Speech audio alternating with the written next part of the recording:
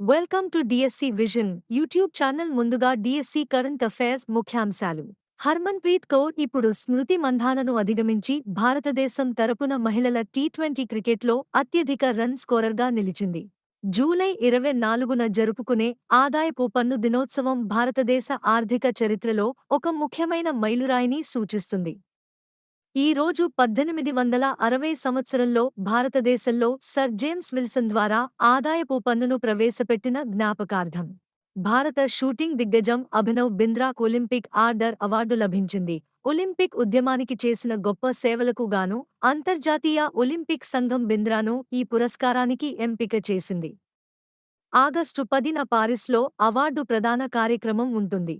నీతి ఆయోగ్ తన Atal innovation mission aim కింద ప్రపంచ మేధో సంపత్తి సంస్థ విపోతో జూలై 22, 2024న జాయింట్ లెటర్ ఆఫ్ ఇంటెంట్ పై సంతకం చేసింది.